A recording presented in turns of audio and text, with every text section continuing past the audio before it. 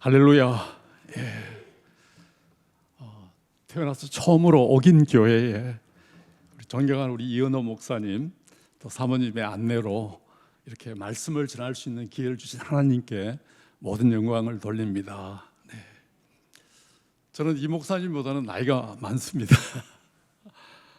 제가 선배입니다. 학부 선배인데 근데 와서 뵈니까 너무 존경하는 목사님으로 이렇게 됩니다. 오늘 저녁에 주어진 시간 안에 오늘 봉독해 주신 말씀을 가지고 모든 민족을 제자로 삼는 오늘 우리 금요 기도에 오신 여러분들, 우리 오긴교회가 되기를 축복합니다. 네.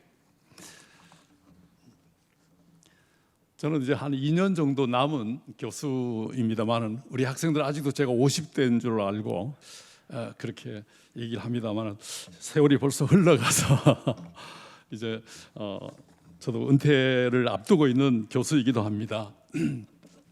그래도 하나님 은혜로 지금까지 학교에서 또 여러 가지 이런 강의나 설교 사역에서 하나님의 쓰임을 받고 있습니다. 오늘 이 시간에 하나님의 섭리 가운데 금요 기도회에서 성령의 역사로 하나님의 역사가 넘칠 줄로 믿습니다. 예. 오늘 제가 제목을 너희는 가서 모든 민족을 제자로 삼으라는 말씀을 가지고 여러분하고 나누고자 원하는 것입니다. 목사님께서 미리 말씀의 주제들을 좀 달라고 해서 아마 PPT나 뒤에 말씀 자료가 아마 차례대로 아마 올라올 것 같아서 조금은 여러분들이 아마 불편하지 않을 수 있겠다 이런 생각은 또 하게 됩니다. 저는 총신대학에 1978년도에 입학을 해서 학생으로 10년 동안 지내다가 88년도에 목사 안수를 받게 됩니다. 그리고 유학을 마치고 와서 95년부터 지금까지 사역을 하다 보니까 횟수가 그렇게 진행하게 됐습니다. 그렇게 하다 보니까 이제 고참 교수님이 다 은퇴를 하시고 저도 이제는 고참이 되는 그런 시니어 교수 중에 한 명이 된 거 아닌가 하면서 지금 사역을 하고 있습니다. 우리 한국은 하나님의 은혜로 여러분도 알다시피 언더우드 선교사가 1885년에 한국 선교를 공식적으로 시작한 때에 그분이 남겼던 기도문이 있습니다.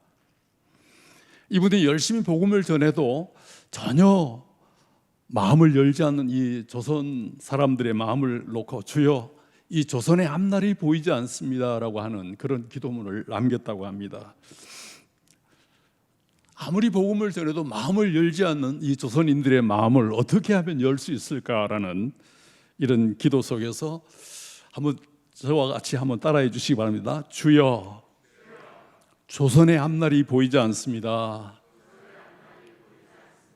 예, 정말 감사합니다. 우리 금요 기도회에 우리 젊은 우리 청년들 또 젊은 우리 성도님들이 대부분이시네요. 예, 너무 감사합니다. 열심히 해주셔서 감사합니다.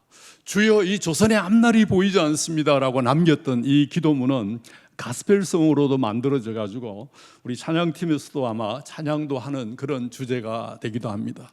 아무리 복음을 전해도 마음을 위한 이 조선 사람들의 마음을 주여 어찌하면 좋겠습니까? 라고 하면서 남겼던 그 기도문인데 이 총신대학을 세웠던 사무엘 모펫 선교사님이 1910년에 영국 스코틀랜드 에딘버러에 가서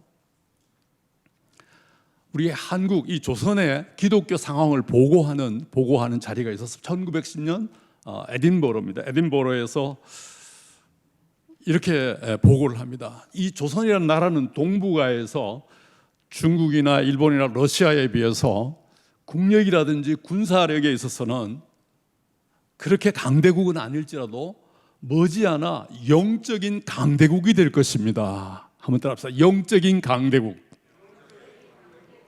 예, 1910년이었습니다. 그리고 다 100년이 지난 2010년에 에딘버러 100주년 기념대회가 열렸을 때에 러시아와 일본과 중국에 가장 많은 선교사를 보낸 나라가 바로 우리 한국교회였습니다. 할렐루야.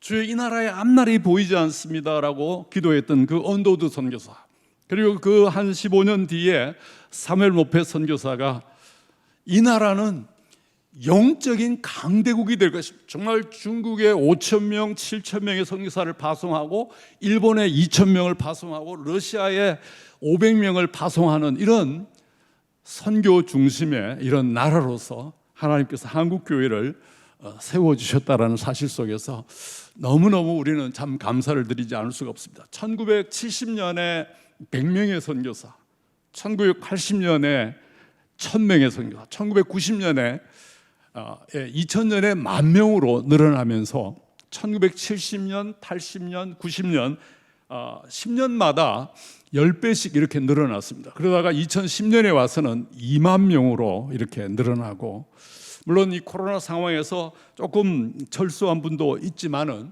그래도 한 2만 3천 명, 공식적인 선교사 통계가 2만 3천 명, 그리고 교회 파송이나 혹은 노예 파송 선교사들 합치면 3만 명의 이상의 선교사를 파송하는 그런 나라가 되기도 했습니다. 코로나 때문에 선교지에서 이렇게 들어온 사람도 있지만 여전히 이제 코로나 후에 다시 한번 이런 선교 사역을 더 잘 감당하기 위해서 지금 준비하는 상황이기도 합니다. 많은 분들이 선교 그러면은 선교사님이 하는 일, 전도 그러면 전도사님이 하는 일, 목회, 목사님이 하는 일.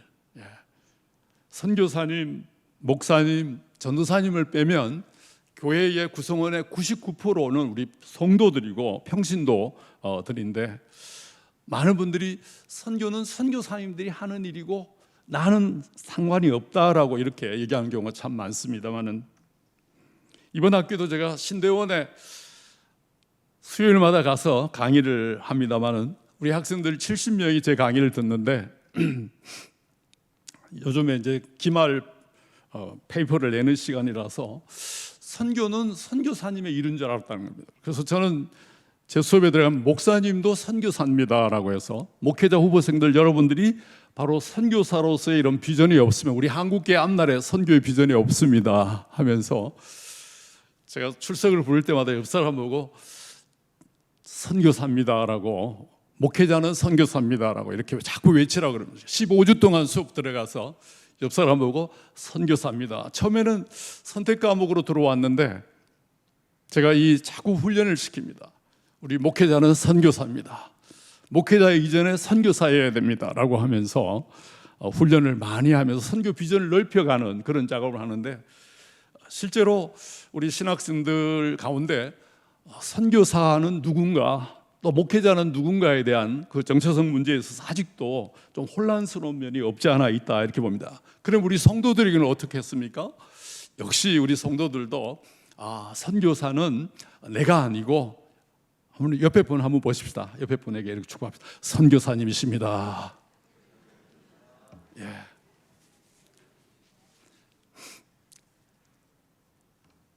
선교 그러면 왠지 나와는 상관이 없는 것 같은 이러한 생각들을 많이 하는 것이 사실이기도 합니다. 그래서 제 강의를 듣고 나서 학생들이 마지막 페이퍼에서 선교의 사명이 이렇게 우리 모든 그리스도인에게 있다는 사실을 알게 돼서 너무 감사합니다라고 하는 이런 고백이 있습니다. 로버트 스트레찬이라고 하는 남미 선교회를 이끌었던 플로에서의 교수가 있습니다. 로버트 스트레찬, 이분이 쓴 Inescapable Calling이라고 하는 아주 좋은 책이 하나 있습니다. 피할 수 없는 소명이라는 뜻입니다. 하나님 우리에게 주신 이 선교 사명은 그리스도인이라면 누구도 피할 수 없는, 정말 피할 수 없는 소명이다. 우리가 하나님 앞에 섰을 때 오늘 우리에게 준 이 본문 말씀처럼 너희는 가서 모든 민족으로 제자를 삼으라는 이 말씀이 나에게는 상관이 없었기 때문에 많은 심적 고통과 아픔 속에 있다. 심지어 이 guilty sense, 이 죄책감을 가지고 살아간다는 것입니다. 선교 사역에 동참하지 않았기 때문에, 선교 사역과 상관없이 살았기 때문에 모든 그리스도인들이 이러한 죄의식 속에 살게 되는 것이 이 본문이기도 하다라고 하면서, 지금도 우리는 아직도 선교 그러면 나와는 상관없는 선교 현장에 계신 분들의 일이다, 선교사님의 일이다라고 생각을 하면서 선교에 대해서는 조금 더 멀어진 모습이 아닌가라는 생각을 많이 하게 됩니다. 그런데 오늘 이 목사님과 함께 대화하면서 우리 옥인교회는 정말 옛날부터 전통적으로 선교를 중심하는 교회라는 사실을 듣고 너무너무 감사했습니다. 우리 합동측 교회에서 이렇게 역사적인 교회에서 선교 중심적인 이런 옥인교회였다는 점에서 너무 정말 감사를 드리면서 특히 금요 기도에 오신 여러분들에게도 이 은혜가 넘칠 줄로 믿습니다. 우리가 너무나 잘 아는 대로 주님은 오늘 이 본문 말씀 속에 그러므로 너희는 가서 모든 민족을 제자로 삼아 아버지와 아들과 성령의 이름으로 세례를 베풀고 내가 너에게 분부한 모든 것을 가르쳐 지키게 하라라는 주님의 이 지상 대명령은 선교의 명령이 그 핵심이기도 합니다. 윌리엄 캐리라고 하는 영국의 선교사가 인도의 캘커타에 가서 선교하기 전에 이 본문의 말씀을 가지고 영국 성도들을 깨우기 위해서 저는 이제 주님의 이 지상 명령을 받고 영국으로 갑니다. 선교사로 갑니다. 여러분들은 저를 위해서 기도해 주시기 바랍니다 라고 할 때에 그 당시에 신학자들이나 목회자들 중에 이런 반응을 했다고 합니다. 이 주님의 이 지상 명령 사도들 12사도에게 준 사도적 명령이지 모든 성도에 준 것이 아니다. 초대교회 사도들에게 주셨던 소위 사도권이다 라고 하면서, 그리고 하나님께서 작정하시면 언제든지 사람들 이방인들을 전도할 수 있고 선교할 수 있기 때문에 우리가 나설 필요가 없다라는 식으로 말렸다라는 것입니다. 그런데 윌리엄 캐리는 이 19절 말씀 너희는 가서 모든 민족으로 제자를 삼으라는 말과 20절에 내가 세상 끝날까지 너희와 항상 함께 있으리라, 이 말씀은 떨어진 본문이 아니고 19절과 20절은 붙어있는 본문이다. 이 20절 끝절에 내가 세상 끝날까지 너희와 항상 함께 있느니라, 이 말씀과 19절에 너희는 가서 모든 민족을 제자로 삼으라는 말씀은 주님 오실 때까지, 세상 끝날까지 모든 성도가 순종해야 할 주님의 지상 명령입니다. 할렐루야. 주님 오실 때까지 쉬지 않고 복음 전하고 하나님 나라의 말씀을 전파하는 것이 주님의 뜻이다라고 하면서 우리는 이 윌리엄 캐리를 현대 선교의 아버지다 이렇게 평가하는 이유 중에 하나가, 물론 그분이 이제 선교회를 만들고 선교 중심적인 이런 사역을 개최했다라고 하는 그런 의미도 있지만, 이 주님의 지상 명령이 사도들에게 준 사도권이 아니라 주님 오실 때까지 우리 모든 거듭난 성도들에게 준 주님의 지상 명령. 할렐루야. 그래서 오늘 저녁에 우리가 기도하면서 오늘도 우리를 이 기도회 자리로 인도하신 하나님 앞에 감사하면서도 주님 오실 때까지 우리에게 남겨진 사명이 있다면, 이 코로나 이제 끝나가는 상황 속에서 우리가 지속적으로 해야 할 사명이 있다면, 우리 옥인교회가 해야 할 사명이 있다면 바로 이 선교 사역이다라는 사실을 저는 믿습니다. 예. 자, 옆에 분에게 한번 축복합시다. 선교사입니다 한번 합시다. 예. 예. 그리스도가 있는 마음이 선교사고 그리스도가 없는 마음이 우리의 선교지다. 이게 이제 존 파이퍼 목사님이 늘 외치던 그런 슬로건이기도 하고, 선교 그러면 너무 어렵게들 생각을 많이 합니다만, 정말 우리가 지금 우리 한국에도 250만 명에 한 300만 정도의 외국인들이 우리와 같이 살고 있습니다. 그 중에는 외국 유학생들도 우리 서울 안에 많이 있습니다. 서울대만 해도 6-7천 명, 지난번에 한양대학만 해도 한 4천 명 외국 유학생들이 그렇게 몰려와서 유학생들만 한 10만 명에서 15만 명 정도가 지금 우리 서울에서 공부를 하고 있는 상황이고, 그 외에도 결혼해서 혹은 근로자로 이주자로, 심지어 탈북민 중에도 3만 5천 명 이상이 우리와 함께 살기를 원해서 오는 외국인들이 우리 주변에 너무 많이 있습니다. 그래서 요즘은 멀리 선교사로 나가지 않더라도 우리 한국을 찾아오는 이런 300만 명의 이주민들, 정말 한국에 대한 이 여러 가지 관심들이 너무 많은 시대가 됐습니다. 그래서 한국에 많이 몰려오고 있는데 이 종로 지역은 특별히 또 외국인들이 많이 오는 곳이라고 합니다. 정말 저들에게 선교사로 나아가서 주의 사랑을 실천하고 나누는 이런 선교적인 마인드가 너무너무 필요한 시대가 오늘의 시대입니다.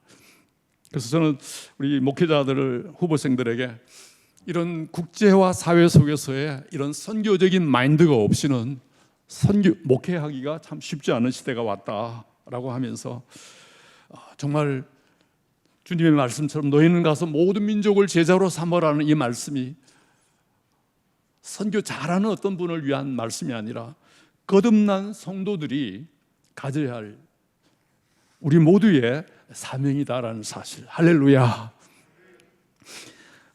선교사의 삶을 보면 장기 선교사가 있고 단기 선교사가 있고, 요즘에는 이 스콧 모로우라고 위튼 대학의 선교학 교수입니다. 그분의 책을 제가 한국에 번역을 해서 소개하기도 했습니다만, 이분은 소위 극초단기 선교사도 있다 이런 얘기를 합니다. 그분이 한국에 왔을 때 일본 동경에서 오전에 강의를 하고 비행기를 타고 한국에 와서 오후에 서울서 강의를 하고 다시 또 비행기를 타고 북경에 가서 또 강의를 하는 이런 일정을 소화하고 미국으로 돌아갔다고. 하루도 아니고 몇 시간 정도, 2시간 거리니까, 비행기로 2시간 거리니까 이렇게 일본과 한국과 중국의 강의를 마치고 다시 본국으로 돌아가는 이런 소위 극초단기 선교사도 있는데, 우리가 평생에 3박 4일, 일주일, 열흘, 한 달을 하나님 앞에 약속을 하고 주님 허락하시면 제가 단기 선교사로서 사역하겠습니다. 할렐루야. 여러분, 오늘 주님께서는 이런 귀한 선교사의 삶을 어떻게 우리가 감당하는가 방법이 나옵니다. 그 중에 하나, 그 방법은 오늘 보니까 모든 민족을 선교하는 길은 제자가 되는 것이다. 선교의 핵심이 제자도입니다. 제자도. 많은 민족을 우리가 만나서 그들에게 예수 그리스도의 복음을 전하고 제자로 삼고, 또 그들이 다시 또 다른 사람들을 주님의 제자로 삼아가는 사역. 그래서 선교 사역의 핵심이 있다면 바로 제자 삼는 사역입니다. 할렐루야.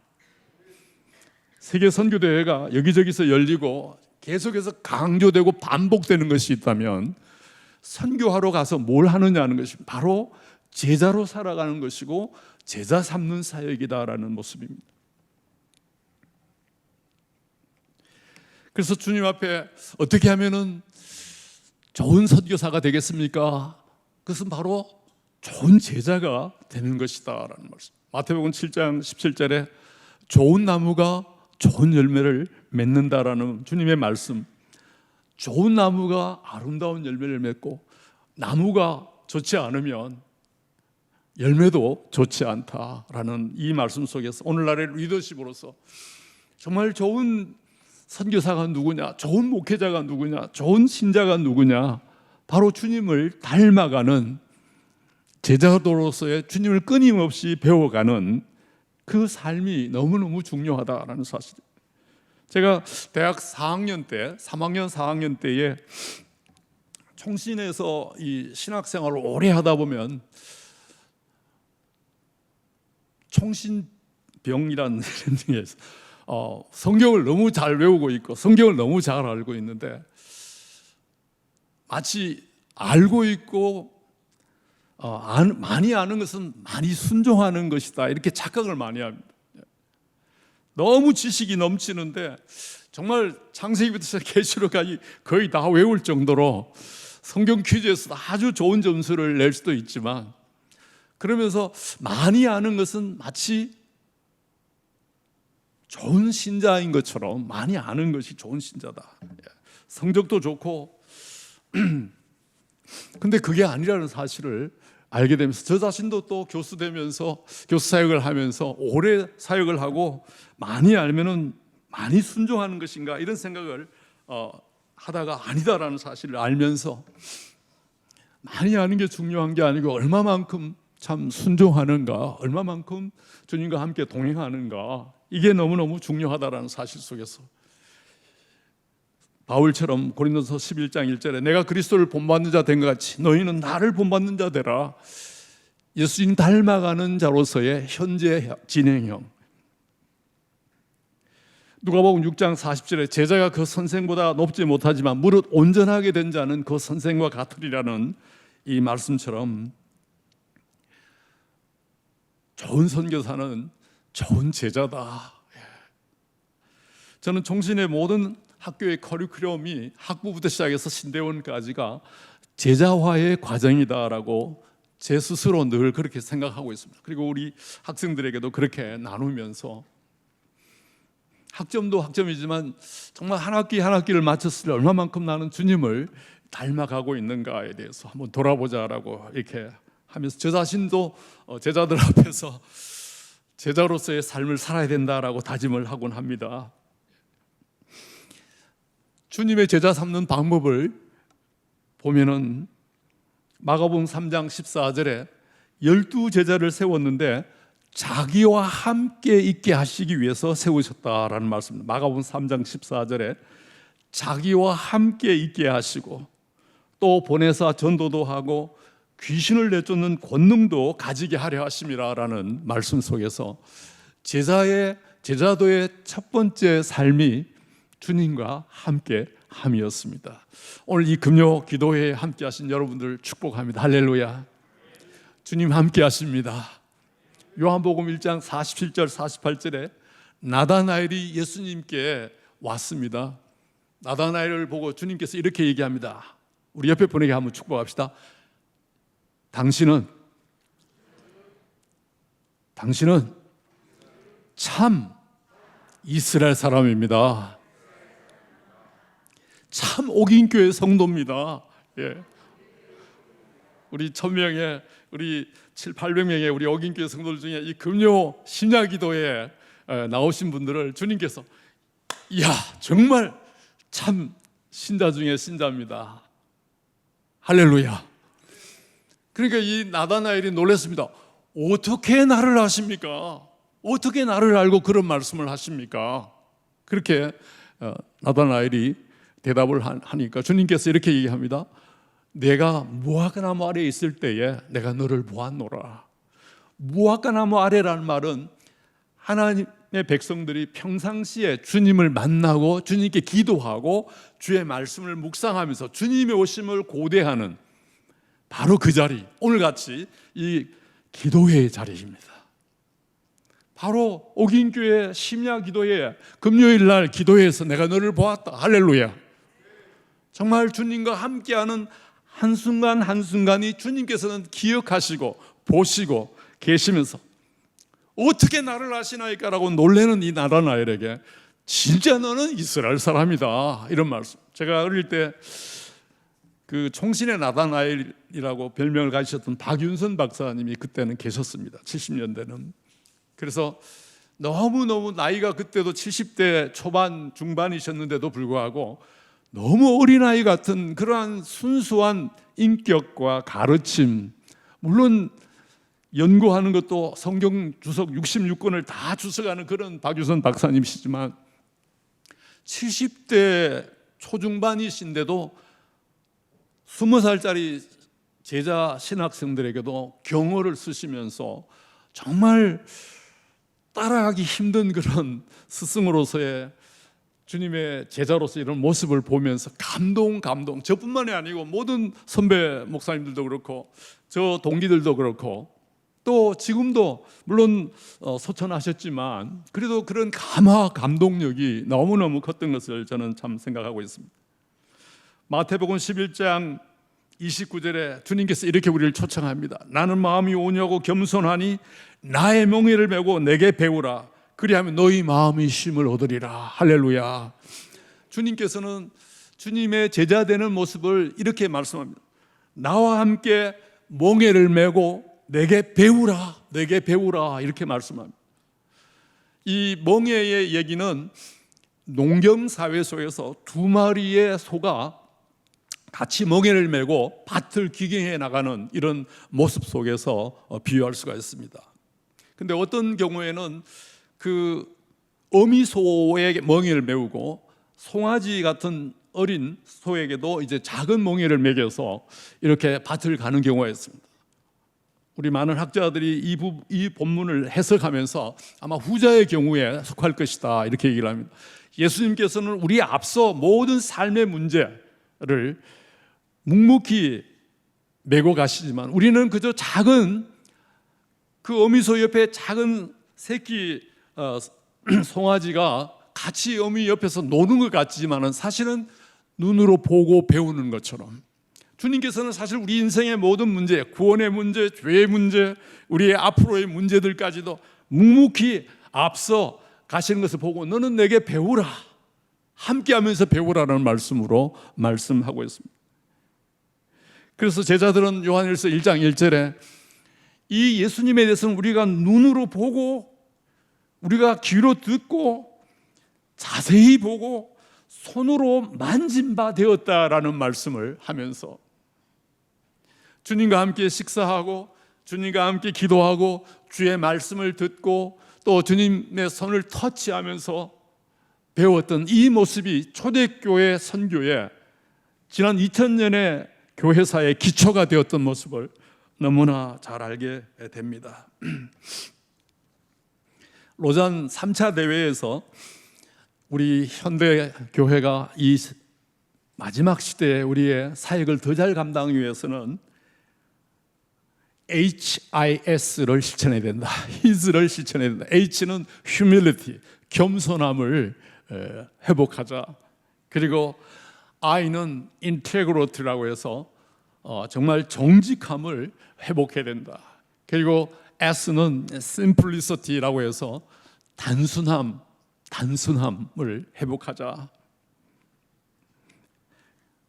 권력의 우상은 거부하고 겸손한 휴밀리티로 걸어가자. 이게 첫 번째 제시함이었고, 두 번째는 성공의 우상은 거부하고 정직함으로 걸어가자. 그리고 세 번째는 탐욕의 우상을 거부하고 simplicity, 검소함으로, 단순함으로 살아가자. 겸손, 정직, 그리고 좀 단순해야 하자. 사실 우리 한국 사회가 하나님의 축복 가운데 엄청나게 풍성해졌던 것을 50대, 60대 되신 분들은 더 잘 알 것 같습니다.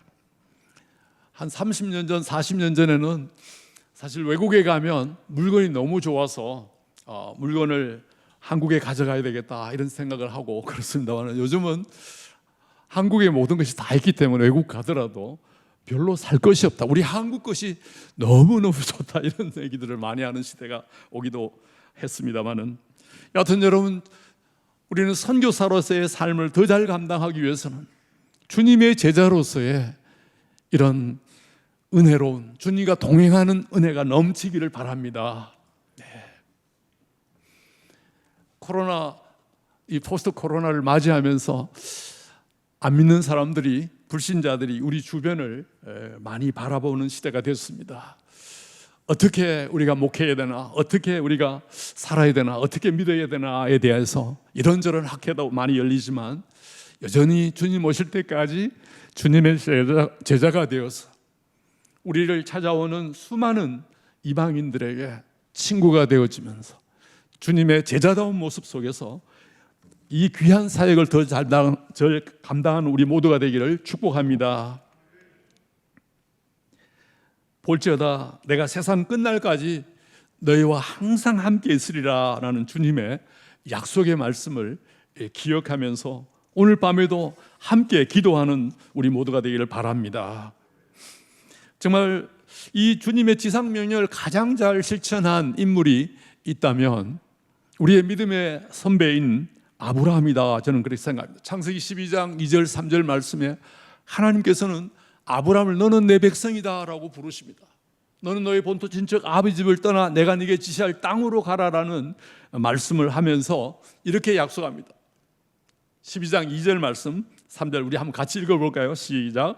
내가 너로 큰 민족을 이루고 내게 복을 주어 내 이름을 창대하게 하리니 너는 복이 될지라. 3절, 너를 축복하는 자에게는 내가 복을 내리고 너를 저주하는 자에게는 내가 저주하리니 땅의 모든 족속이 너로 말미암아 복을 얻을 것이라 하신지라. 아멘. 하나님께서 아브라함을 축복하시면서 내가 네게 복을 주고 I will bless you. 내가 네게 복을 주고 너는 복의 근원이 될지라. 복의 통로가 될 것이다. 그리고 12장 3절 후반절에 가서 땅의 모든 민족이, 땅의 모든 족속이 너로 말미암아 복을 얻으리라. 땅의 모든 민족이 너로 말미암아 복을 얻으리라. 이렇게 주님께서 말씀하는 이 본문은 벌써 너희는 모든 민족을 제자로 삼아 정말 가르치라는 주님의 선교 명령이 벌써 창세기 12장 3절에 언급이 되는 것을 보게 됩니다. 우리의 모든 믿음의 후손들이, 아브라함의 자손들이, 믿음의 사람들이 하나님의 복을 통해서, 이 복은 열방을 깨우는 선교의 통로가 될 것이다 라는 사실입니다. 땅의 모든 족속이 너로 말미암아 복을 얻을 것이라. 이 창세기 12장 3절 말씀을 가장 구체화시킨 인물이 창세기 39장에 보면은 1절에서 5절 사이에 요셉이 정말 그 보디발 장군의 집에 팔려서 종으로 갔지만 그 요셉 때문에 그 가정이 복을 받았더라. 요셉이 하는 것마다 하나님께서 함께 하시고 축복해 주셨으므로 말미암아 이방 백성이 복을 받게 되는 이런 역사가 나타나는 것을 보게 됩니다. 이렇게 하나님의 선교의 방법은 예수 그리스도 안에서 우리에게 축복하시는 것입니다. 에베소 1장 3절에 보니까 하나님께서 우리를 어떻게 축복하셨느냐에 대해서 이렇게 기록합니다. 창세 전부터 하나님께서 예수 그리스도 안에서 우리에게 하늘에 속한 모든 신령한 복으로 복받은 자다. 우리 옆에 분에게 한번 축복합시다. 모든 신령한 복으로 복받은 자입니다. 에베소 1장 3절 말씀, 에스겔서 34장 26절에도 보니까 하나님께서 이렇게 말씀합니다. 내가 그들에게 복을 주리니 때를 따라 축복의 소낙비를 내리리라. 영어 번역을 보니까 shower of blessing, 하나님의 복이 샤워처럼 넘치게 일어난다는 것입니다. 예수 그리스도 안에서 우리에게 주시는 하늘에 속한 모든 신령한 복으로 복받게 하시고, 그 신령한 복의 내용에는 하나님께서 환경적으로도 역사하신다는 것입니다.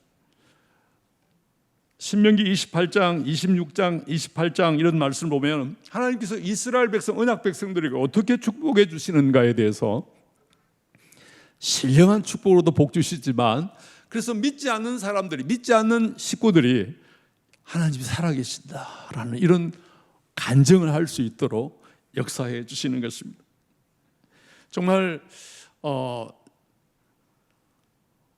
제가 원래 3시간을 원래 강의를 늘 합니다. 그래서 오늘도 3시간을 하려고 하니까 목사님께서 9시 5분까지만 하시라고 이렇게 명령을 하시는 것 같아서 9시 5분을 넘기지는 않겠지만 사실 저는 혼자서 부모님이 오히려 핍박하고 예수 믿는 것을 반대했던 그런 가정에서 예수를 믿게 됩니다. 어릴 때 주일학교를 다니면서 첫 신앙을 갖게 되는데, 제가 장남이라서 엄청난 박해와 핍박이 있었습니다. 제가 총신에 입학한다고 했을 때 저희 아버님은 이제 호적에서 너를 팠다, 너는 더 이상 내 자식이 아니다, 그렇게 포기를 하신다라고 하셨고, 그렇지만 이제 제가 입학하는 날 그 사당동 캠퍼스까지 오셔서 학교에 들어오시지는 않고 그 교문에 서서 담배를 한 10대 이상 피우시고, 자식 난 죄 때문에 왔다 이렇게 하시고, 짜장면 한 그릇 사주시고 가시고, 또 졸업할 때 오셔서 또 지금이라도 늦지 않 포기해라 이렇게 하시고, 그러면서 참 어렵게 신앙생활과 신학을 할 수 있도록 하셨습니다마는, 제가 어릴 때 고3 때인데 특히 고3 때가 어려웠습니다. 주일학교를 다니는데 저희 아버님이 교회를 나가면 예수를 믿으면 더 이상 학비를 주지 않겠다는 거였습니다. 그래서 3학년 1학기에 학교에 등록금을 내야 되는데 아버님이 주시질 않아가지고 항상 그 학교 칠판에 가면 제 이름이 등록금 안 낸 사람, 옛날에는 그 선생님들이 그렇게 칠판에다가 다 써놨었습니다. 옛날에는. 예. 떠든 사람들도 그 이름 쓰기도 하고 반장이 쓰기도 하고 등록금 안 낸 사람 이렇게 하면서 썼는데 제 이름이 한 2달 정도가 있었습니다. 아버님이 저보고 지금이라도 예수를 안 믿으면 주겠다 했는데 저는 그 핍박인 줄 알고 저는 그래도 믿어야 됩니다 하면서 한 2달이 지났는데 학교에서는 더 이상 이제 안 내면은 거의 이제 이렇게 제적이 돼야 된다 이런 얘기가 들리곤 했었습니다. 한 2달 동안 제 이름이 있고 3월, 4월, 5월까지 이렇게 오다 보니까 이제 좀 심하게 정말 학교를 그만둬야 되는 이런 상황이 아닌가라고 할 때가 왔습니다. 그때에 어떤 분이 제 대신 와서 등록금을 내고 갔다는 겁니다. 그래서 제가 너무 놀라서 어떤 분이 와서 내고 갔습니까? 이렇게 물으니까 이름을 밝히지 않는 어떤 분이 오셨고 그분의 대답은 하나님이 주셨다고 얘기하라고 했다. 이런 얘기만 서무과에서 얘기를 했습니다. 너무 놀랐습니다. 근데 저만 놀란 게 아니고 저를 핍박하는 식구들조차도 저놈이 계속 학교를 다니고 있는 거 보니까 너무 신기하다는 겁니다. 예수 안 믿는 사람들이 정말 우리 예수 믿는 하나님의 사람들이 어떻게 살아가는가에 대해서 그렇게 관심이 많은 사실을 하나님께서 어떻게 지켜주시고 인도하시고 이끌어 가시는가를 저는 이제 체험으로서 삶의 체험으로서 느끼게 되고 정말 하나님 은혜 가운데 또 총신해서 공부할 수 있는 그런 길도 또 열리게 되고 그러면서 믿지 않는 식구들에게 우리 하나님의 언약 백성들이 어떤 불신자들 속에서 역할을 하는가에 대해서 저는 살아오면서 지난 10대, 20대, 30대를 거치면서 지금은 이제 60대가 되었습니다마는 주님께서 이렇게 얘기합니다. 내가 네게 복을 주고 너는 복의 근원이 될지어다. 이 복의 근원이라는 말이 과거 번역에는 개역판에는 창세기 12장 2절에 있었습니다. 복의 근원. 우리 옆에 분에게 한번 축복합시다. 당신은 우리 교회의 복의 근원입니다. 복의 근원이라는 말은 복의 진원지, 복의 출발점, 복이 시작되는 것. 누가 복을 받았다 하면 다시 옆에 분 한번 봅시다. 이분만큼 받은 사람이 없다. 너는 복의 근원이라 하다가 이번 개역 개정판에는 너 자체가 바로 복이다 이렇게 번역을 했습니다. 원어상 그대로 너 존재 자체가 바로 너는 복이다 라고 이렇게 말씀을 하고 그리고 이것이 12장 3절 후반절에 가서 땅의 모든 민족이 너로 말미암아 복을 얻게 될 것이다 라고 말씀을 하고 있습니다. 그래서 이 시편 67편은 이런 하나님의 언약의 근거에서 이렇게 기도합니다. 하나님의 우리를 긍휼히 여기사 우리에게 복을 주시고 우리에게 주신 이 복이 열방이 주께 돌아오는 그런 계기가 되게 하소서. 할렐루야. 시편 67편 1절입니다. 하나님은 우리에게 은혜를 베푸사 복을 주시고 그의 얼굴빛을 우리에게 비추사 주의 도를 땅 위에 주의 구원을 모든 나라에 알리소서. 이 시편 67편은 구약의 주기도문이라 할 정도로 선교를 위한 기도입니다.